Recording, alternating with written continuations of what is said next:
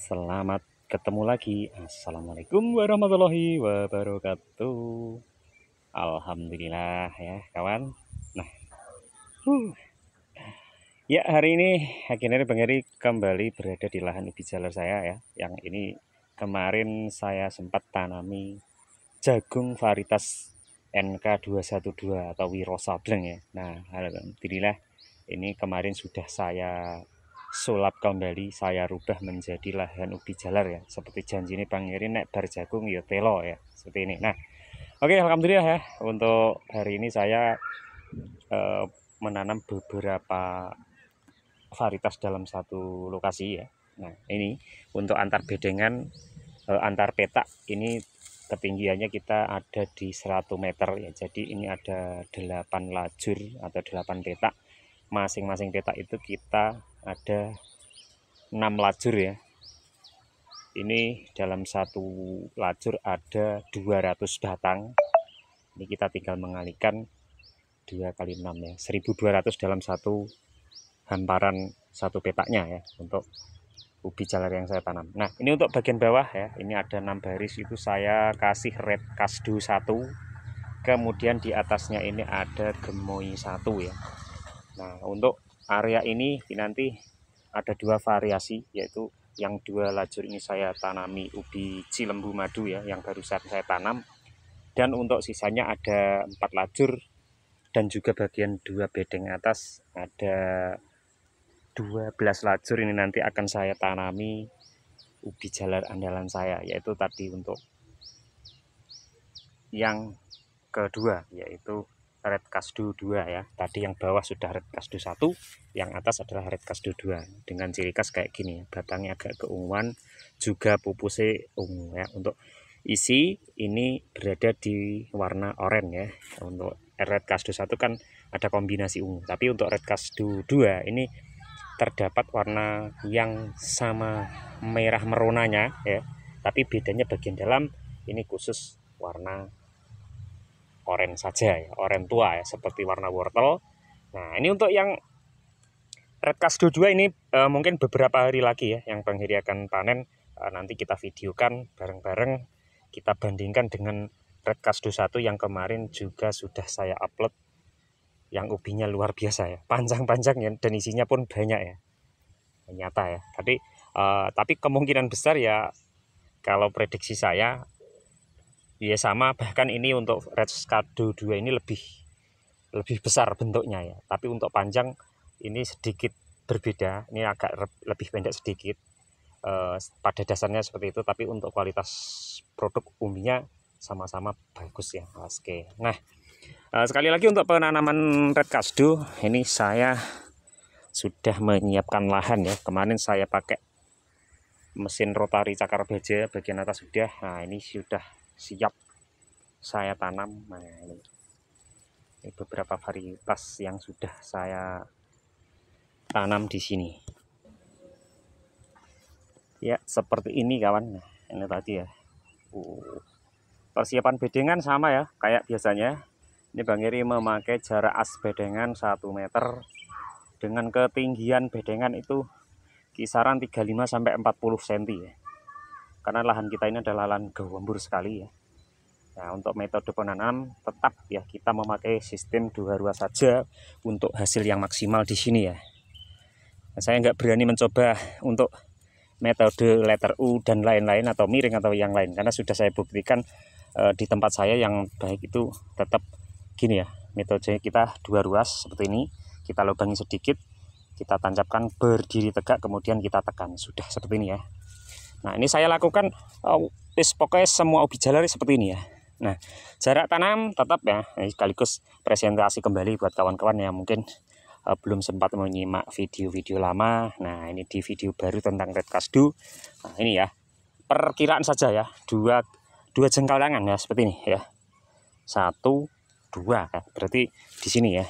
Nah, perkiraan 2 jengkal saja untuk tanamannya, jarak tanam. Ya mungkin ini hanya sebagai tutorial di tempat saya ya, karena beda wilayah, kadang itu juga beda metode, beda jarak tanam. Itu biasanya dipengaruhi dengan tingkat kesuburan tanah, juga kondisi tanah, iklim, itu seperti itu yang membedakan. Tapi untuk metode ini Bang Heri ya seperti ini ya. Tetap kita lakukan dengan 2 ruas saja ya.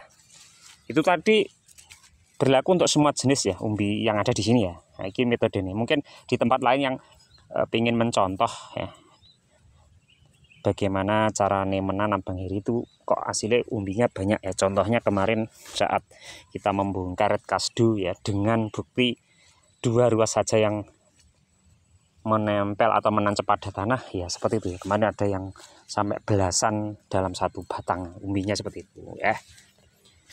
Oke ya, semua metode itu sebenarnya sama saja ya, yang sama bagusnya ya.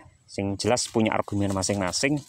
Kita menanam dengan letter U atau mungkin ditekuk sampai beberapa ruas, ada yang kedalamannya itu ada 8 ruas atau 1 ruas, itu memang semua ada untung ruginya ya. Tapi untuk di tempatnya Bang Heri, kalau yang terbaik saat ini masih didominasi metode saya, yaitu dengan 2 ruas dengan berdiri tegak seperti ini ya, untuk berlakunya pada semua varietas ubi jalar ya, gitu.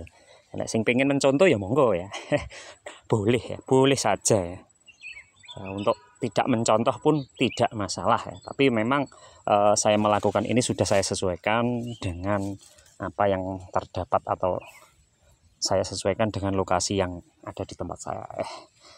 Ketinggiannya di tempat saya kalau dari MPDL-nya sekitar 720 MPDL ya, untuk ketinggian di wilayah yang sering saya tanami ubi jalar ya, antara itu ya 650 sampai 720 MPDL ya. Untuk pas yang lahan ini berada di 670 ya MPDL ya. Karena loh kok beda-beda ya, memang untuk Bang Heri lahannya itu di berbagai tempat ya, walaupun kita sebagian besar masih lahan nyewa, tapi tetap bisa menanam ubi jalar seperti ini ya. Nah, ya, itu walaupun cuman ubi jalar lahan sudah nyewa, itu untuk hasil kita tetap mendapatkan untung yang lumayan ya. Buktinya saya sudah bertahun-tahun itu ya tetap kayak gini ya. Lokasi juga pindah-pindah. Tanaman yang ditanam sebenarnya ya situ itu aja ya, seputar ubi jalar ya. Wis kancane ra nandur musim penghujan sekalipun Bang Heri tetap membudidayakan ubi jalar ya, seperti itu. Jadi untuk kawan-kawan jangan terlalu terpengaruh dengan curah hujan yang cukup tinggi ya. Karena kita sudah mempunyai solusi, salah satunya pemilihan bibit ya.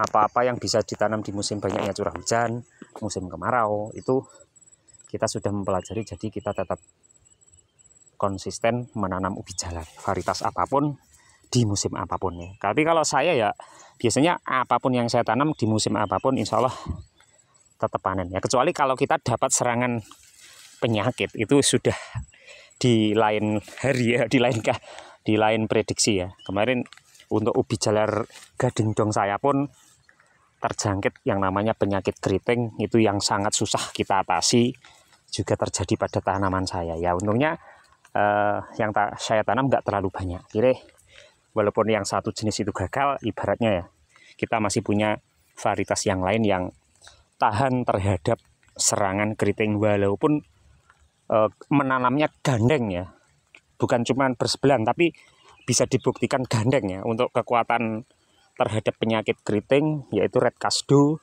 1, 2, ada raja madu. Itu varietas yang benar-benar sudah terbukti, teruji aman terhadap penyakit keriting ya. Jadi karena penyakit keriting itu salah satu penyakit yang sangat ditakutkan. Dimanapun rata-rata kalau sudah terkena keriting ya bisa mumet ya. Nah ini salah satu solusinya, kita juga harus mengamati apa-apa yang lebih tahan terdapat penyakit keriting ya. Biasanya penyakit keriting itu hadirnya di banyaknya curah hujan atau musim penghujan ya. Kalau di sini ya, mungkin di tempat lain pun sama ya. Nah, walaupun itu ya tetap kita tanam, walaupun musimnya keriting, tapi kita nggak sebanyak di musim panas yang saat tidak adanya penyakit keriting. Jadi ya tetap katakanlah itu kita nanam biasanya 1000 pohon, kita cuman separuhnya saja atau 500-an gitu.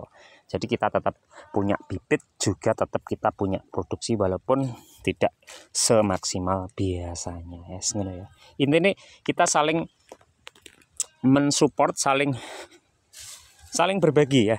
Ini termasuk juga salah satu pengalaman saya ya, memilih bibit yang tahan terhadap penyakit di musim penghujan itu apa ya. Jadi lek cara wong Jawa ya aja gabyek milih nandur sembarang ditandur ya. Jadi kita harus memilih juga apa-apa yang lebih tahan terhadap penyakit ya. Itu untuk khusus ubi jalar ya.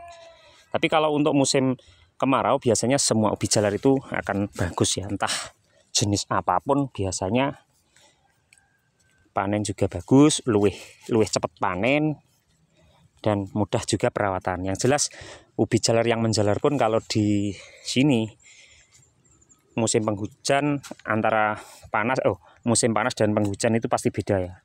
Tapi kalau musim kemarau yang jenis menjalar pun tetap bagus ya, menjalar tanpa akar. Tapi kalau musim penghujan sudah menanam yang berakar banyak dan panjang menjalarnya, itu tanpa adanya pendampingan ya mungkin bisa terjadi kegagalan ya. Jadi ya itu sharing kita harus kita berikan, menjadikan pemahaman juga untuk kawan-kawan khususnya petani pemula ya. Jadi jangan takut gagal, jadikanlah pengalaman para petani yang lain itu menjadi acuan ya kalau kita ingin berkembang lebih baik lagi. Oke ya, kita ya sekilas saja hari ini. Apa ya judulnya kok? Yo cerita menanam ubi jalar gitu aja ya. Nanti caption judulnya jangan sampai ketinggalan. Yes, intinya kita berbagi saja di hari ini. Mungkin untuk beberapa hari lagi kita agendanya panen red kasdu 2 yang hari ini bibitnya saya tanam sekitar 700-an batang ini nanti ya. Ini kualitasnya juga sangat bagus, tidak kalah dengan red kasdu 1 dan juga wes pokoknya tak jamin bagus ya. Oke, terima kasih untuk kawan-kawan yang sudah menyimak. Itu tadi ya salah satu juga saya berbagi tentang tutorial jarak tanam antar biddingan itu berapa senti, berapa meter. Untuk yang lain mungkin lebih komplit di video selanjutnya. Oke, terima kasih tetap menyimak apa yang saya sampaikan. Semoga saja bermanfaat untuk kawan-kawan petani Indonesia. Salam tani Indonesia. Assalamualaikum warahmatullahi wabarakatuh.